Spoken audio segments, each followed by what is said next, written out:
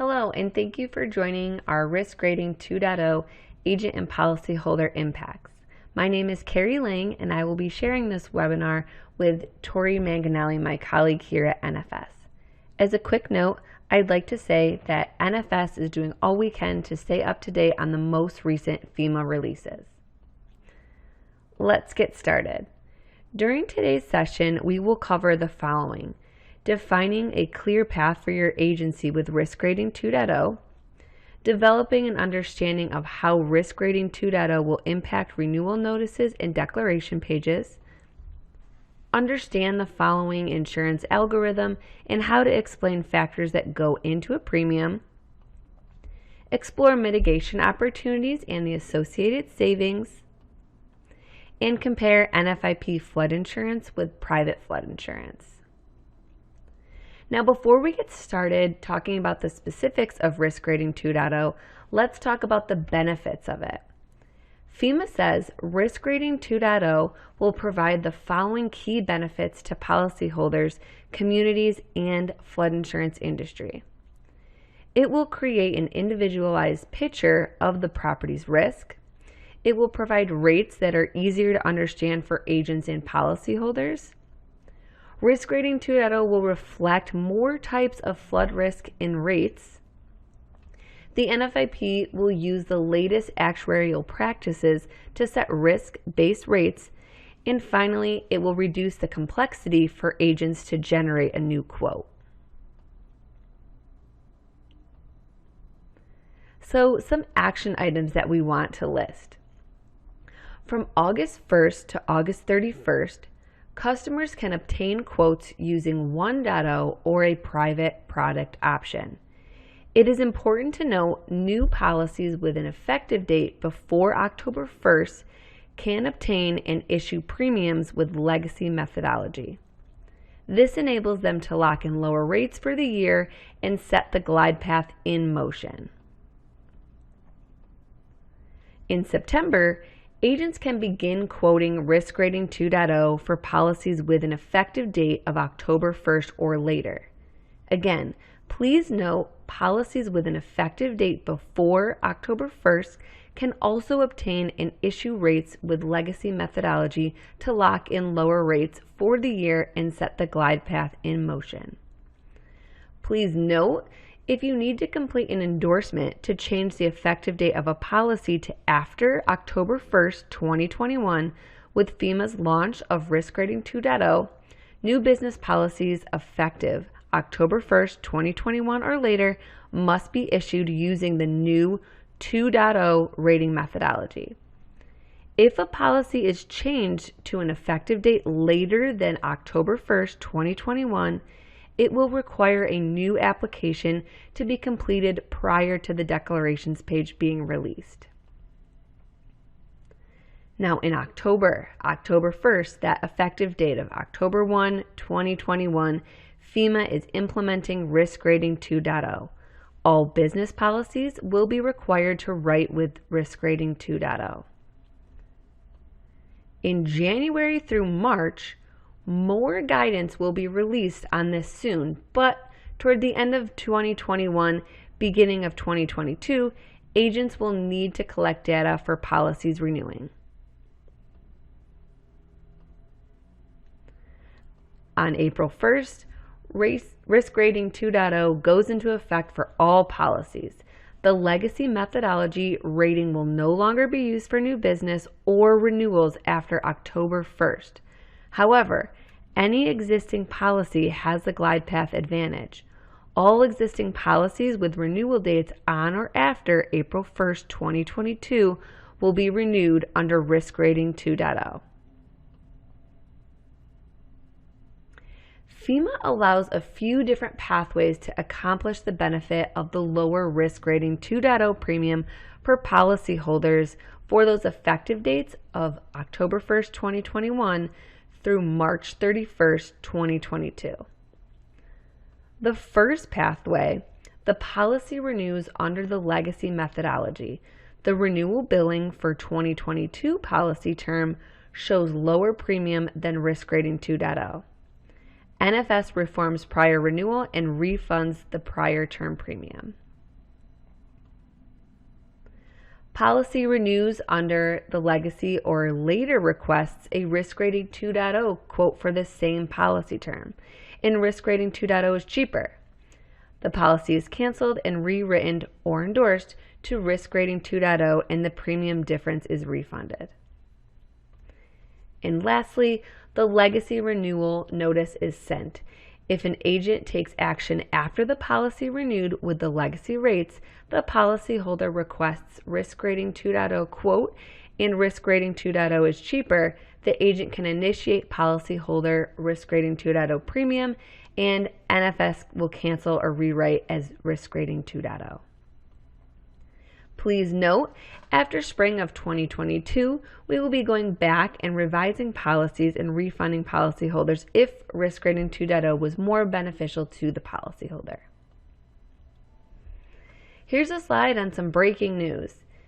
FEMA's new risk rating 2.0 goes into effect in October. According to FEMA, monthly premiums can increase for up to 77% of policyholders. As an agent, what should you do? Any properties that are thinking about flood insurance should obtain a quote with the effective date prior to October 1st, 2021. For new business, any properties with an effective date before October 1st can obtain a policy with the legacy rating methodology if the rate is more beneficial. This locks in the rate for the year, and increases are subject to FEMA's glide path. For existing business, policies renewing prior to April 1st can renew with the legacy rating methodology if it's more beneficial. Again, this locks in the rate for the year, and increases are subject to FEMA's glide path. Some properties will benefit from FEMA's risk rating 2.0, an estimated 23% according to FEMA, while 66% will see a slight increase and 11% will experience a more substantial impact.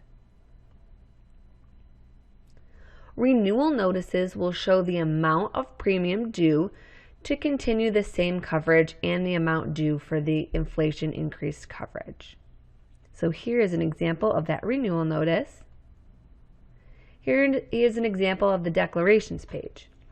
The declarations page is a summary of information provided on the flood insurance application. It describes the terms of the policy, limits of coverage, and premium. Along with the deck page, the insurer sends the NFIP summary of coverage and a cover letter to reference these enclosures. All expirations between October 1st, 2021 and March 31st, 2022 will receive legacy rated renewal offers.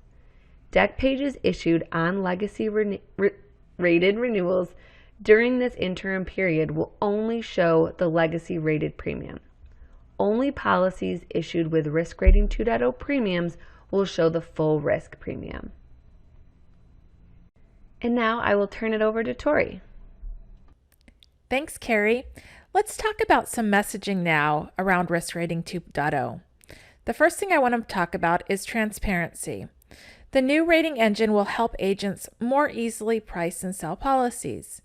It's expected that this engine will provide transparency to policyholders to better understand their property's flood risk and how it is reflected in the cost of their insurance. This will also eliminate the long-standing problem of people going to multiple insurance agents and getting different rate quotes for a property.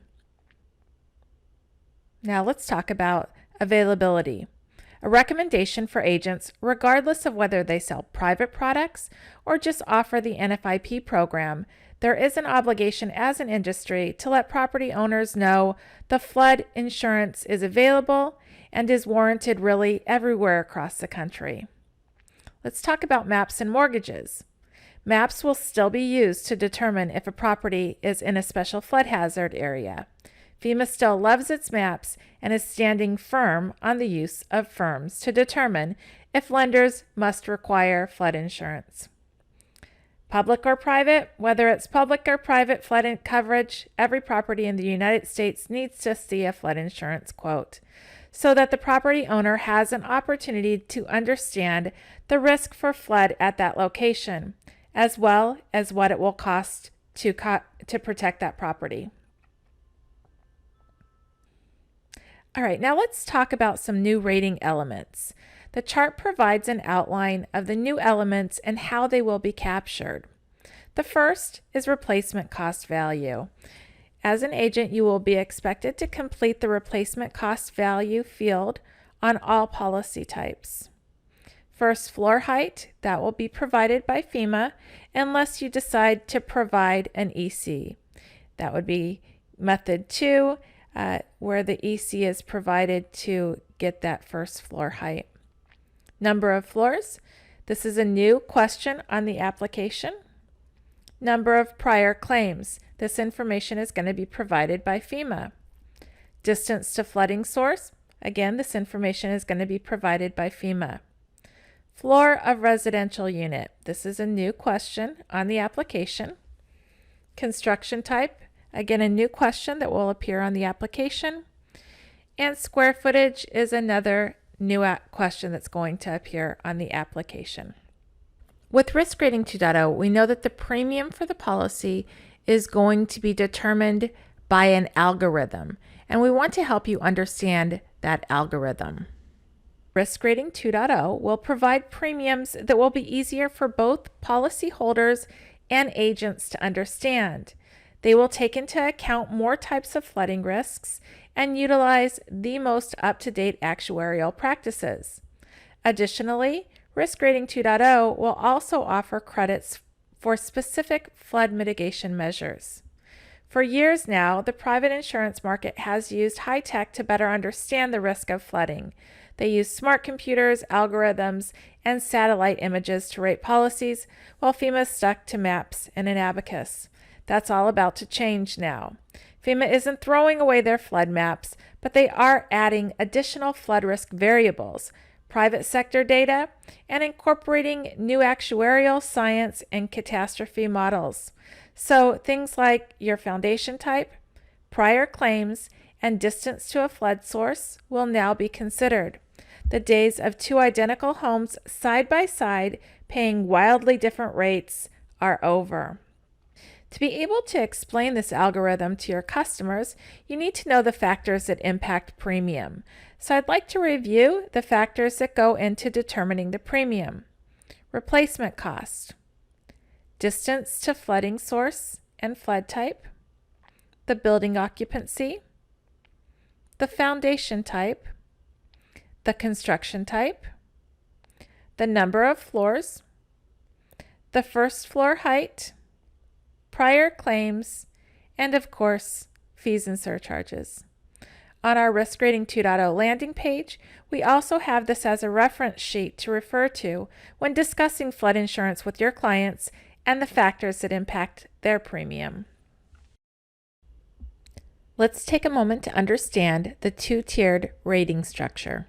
With the legacy methodology, for most actuarially rated structures, the NFIP classifies the first 60,000 of building coverage for single-family residences and 25,000 of contents coverage as the basic limit.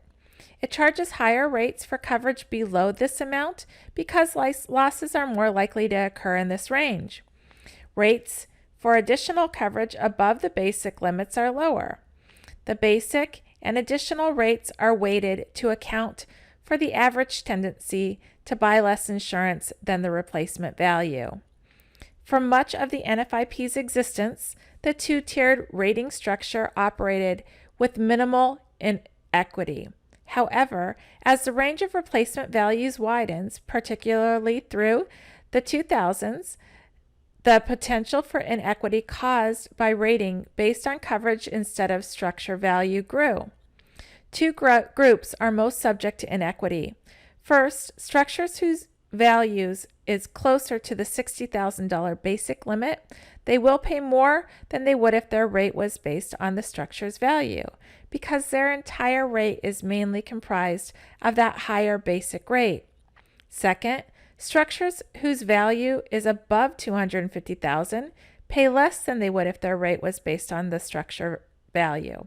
because their rate is based on an average structure value that is much less than their actual structure value. In addition, high-valued structures can produce much higher claims than lower-valued structures with the same intensity of damage. One of the great advantages of private insurance is the ability to insure for replacement cost. Under the existing NFIP, there is no consideration given to the actual cost to replace the building or contents. Oh, the times are changing. Replacement cost value and Risk Rating 2.0. FEMA 2.0 will use a replacement cost value to calculate premiums. Coverage will now be sold in increments of 1,000 instead of 100. The NFIP will still limit you to $250,000 in coverage and $500,000 for commercial, but the rate is the rate, and the two-tiered system is going away. If your existing coverage is over $60,000, then you won't be getting the cut you previously enjoyed. And if the cost to rebuild your home is over $250,000, you're still going to need to get excess coverage. Some things never change.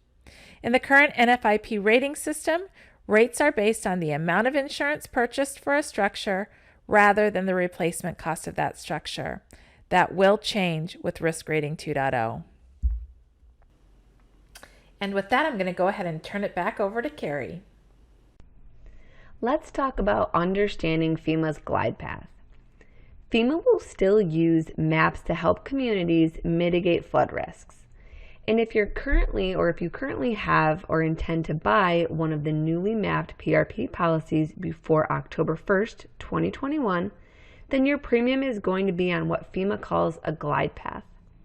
That's their bureaucratic way of saying that your rates are going to gradually rise until they eventually reach full risk rates.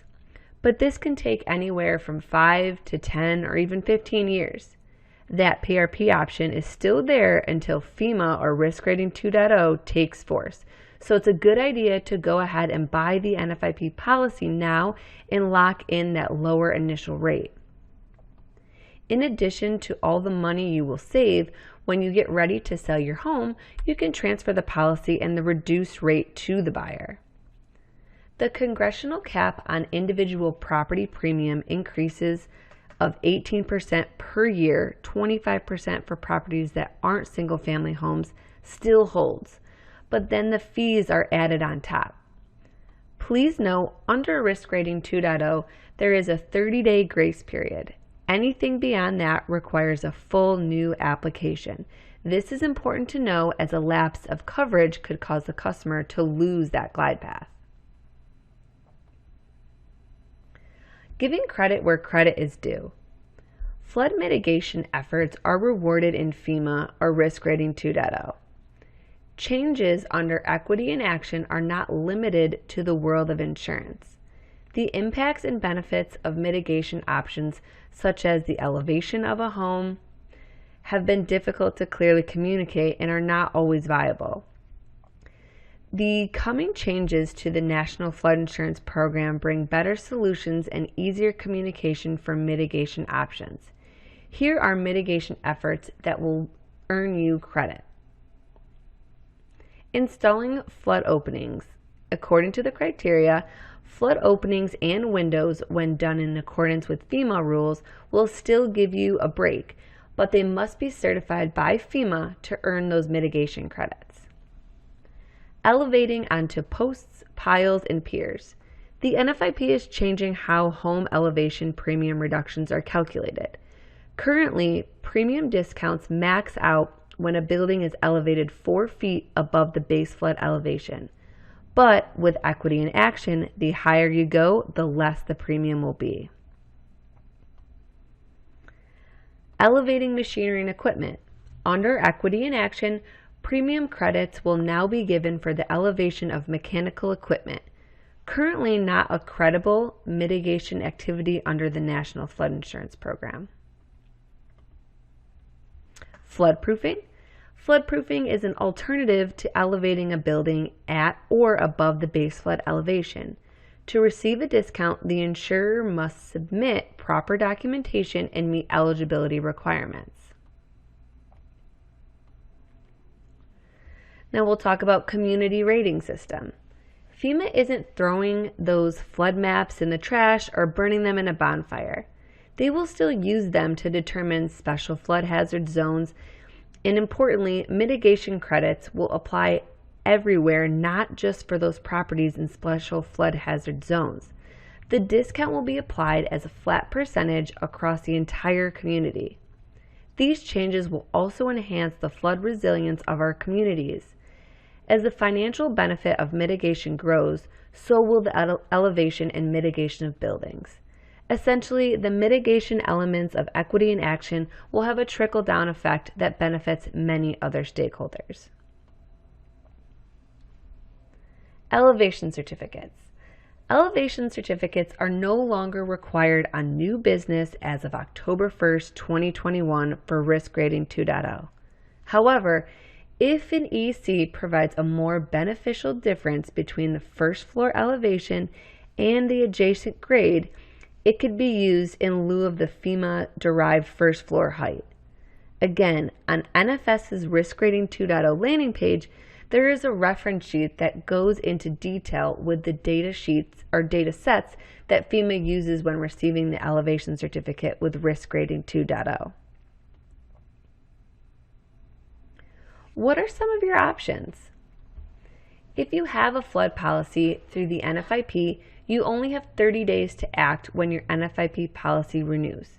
Your policy under FEMA or Risk Rating 2.0 may go up more than 18%, or you may see a decrease.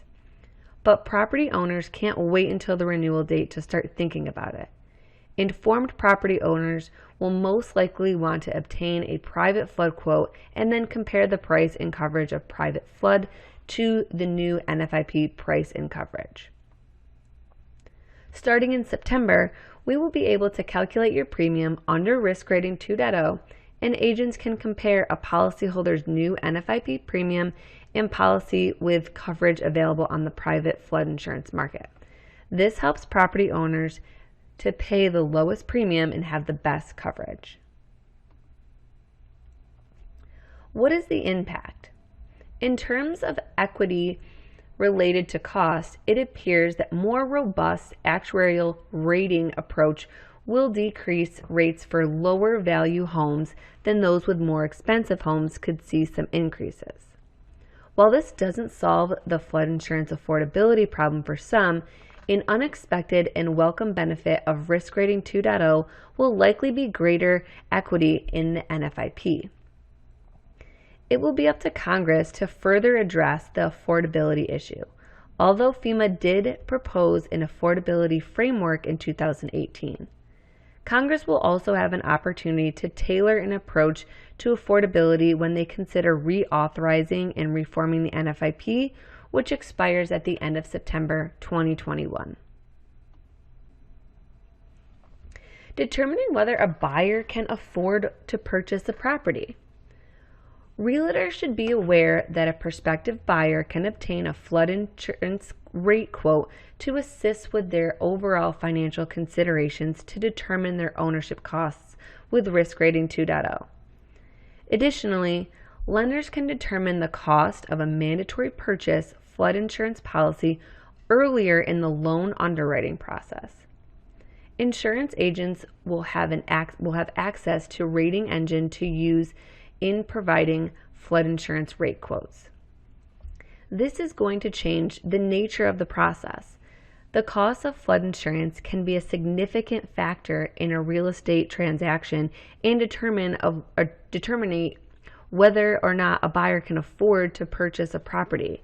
The ability to come up with a flood insurance quote earlier in the process will be beneficial to everyone. The significant impacts of Risk Rating 2.0 is that the property will now have specific rates for their property. When a flood occurs, we know the floodwaters don't stop flowing once they cross a particular map line. We also know that some counties, geographic areas are much more prone to significant flooding event than others. Having rates tailored to each property means that we will no longer see a high-risk property in Montana grouped into the same rate as a high-risk property in coastal Florida. Nor will we see property owners on the same street paying vastly different rates simply because of a line on that a FEMA map divides as the properties. Now we'll get into quoting Risk Rating 2.0 in Trident. With this new API, FEMA validate the NAIC and the vendor before it will return to rating response. So today we're logging in as a fake test under Philadelphia Indemnity. Great. We're going to go ahead and begin our quote by clicking on New Quote. This will take us to the Start Application screen where we will enter the basic information, our contact information, as well as our property address. Once we've completed that information, we'll click on Continue. The system will then verify the address with the U.S. Postal Service and run that flood zone determination. When it's complete, it will take us to the Policy Builder screen. In the Policy Builder screen, you see those first two sections are pre-filled based on the information we just provided. As we scroll down, we're going to get into the property details. When we get to property details, we're going to first select the insured structure, and then we're going to select the building occupancy. We are going to identify if this is their primary residence. And then we're going to input the construction date for the home or the building. We'll enter the construction source. For this, we're going to say the original construction date. And this is a new field construction type. Here, for this specific one, we're going to enter frame. Then we are going to need to enter the total square footage of the home. Again, a new field with Risk Rating 2.0, as well as the units in the building. And for this, we're just going to put 1. We will have to enter replacement cost value for every structure. And then you see that there is the option to toggle on elevation certificate or not. As we scroll down, we're going to get to the foundation. We're going to select the foundation type and the number of floors. The next question is that the floor that the unit is located on. Again, a new field. And then we're going to come down to the contents section. We're going to identify where the contents are located. If there's a garage, you would indicate it there. As we scroll down, we get to coverage, and it is going to ask us what the building use is. We're going to say that this one's residential. We have those optional questions that you would only select if they're applicable. And then as you scroll down, you see the opportunity to add lender information and to choose who the renewal bill would be sent to. On the right, we see that we've entered enough information to generate a quote, and we see that the quote looks similar. We can completely customize those coverages once we change the date to reflect a date after Risk Rating 2.0 goes into effect. So we've selected October 2nd after Risk Rating 2.0 is effective, and now we see that we can customize our coverage and deductibles, or we can select a pre-selected amount.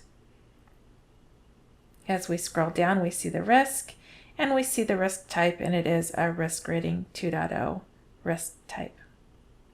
And that concludes quoting in Trident a Risk Rating 2.0 policy. Thank you for joining our Risk Rating 2.0 webinar. Please be sure to check out our Risk Rating 2.0 landing page for more tools and resources.